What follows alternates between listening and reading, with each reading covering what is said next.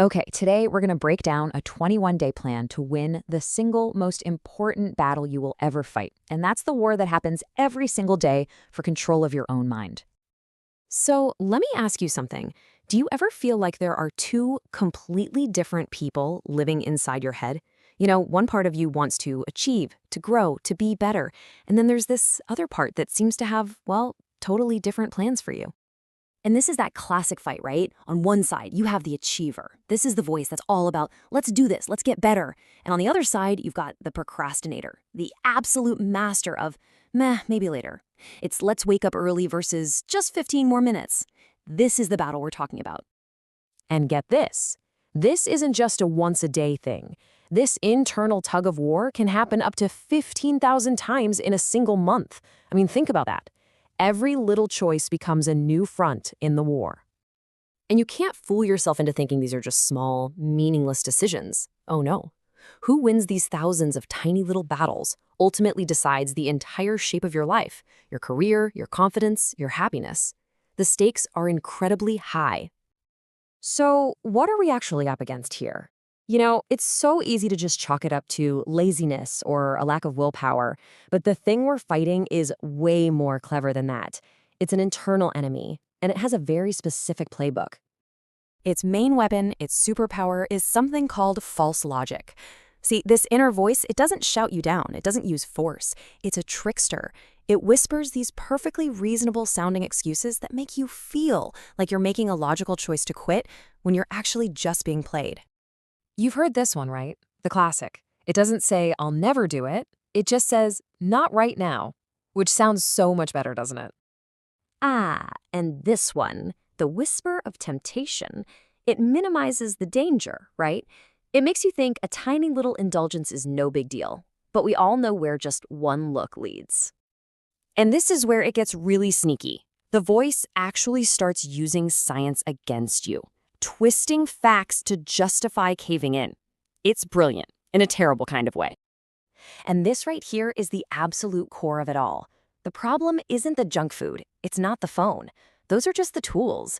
The real enemy is the voice inside your head that uses false logic to convince you to pick them up.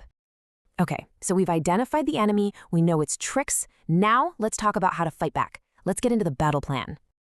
The whole framework is a 21-day challenge. That's it, 3 weeks. It's a short, focused sprint to completely change the power dynamic inside your head.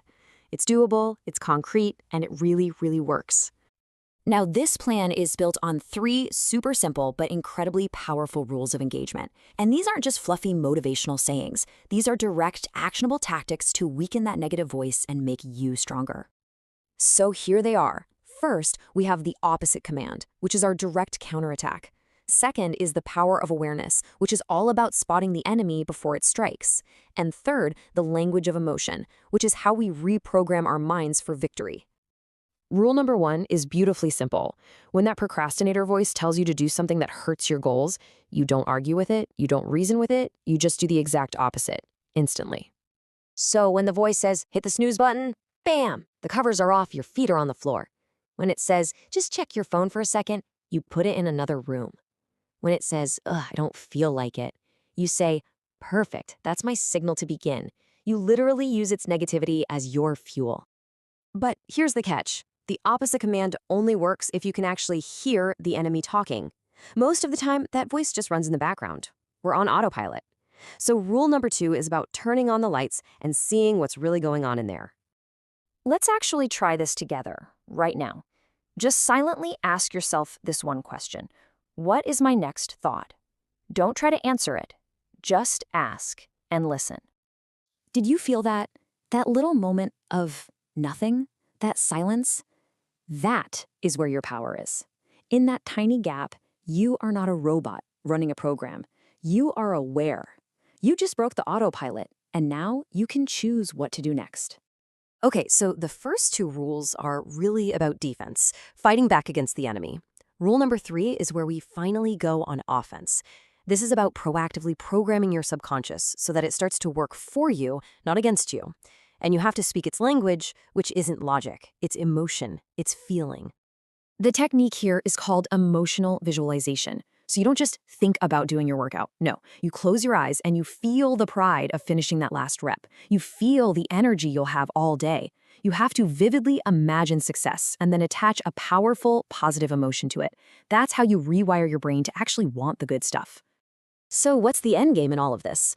Look, the goal isn't to spend the rest of your life in a constant state of internal warfare. The goal is to integrate these two parts of yourself, to unify them into one powerful, aligned person, the real you. So let's just recap how it all works together. The opposite command is your immediate weapon. It breaks the enemy's power in the moment. Awareness is your radar. It breaks the autopilot so you can see the enemy coming. And emotional visualization is how you win the war. It reprograms your subconscious, turning that enemy into your greatest ally. The battle plan is laid out. The enemy's tactics are exposed. The only thing left is for you to take the first step. Your 21 days start right now. So the real question is,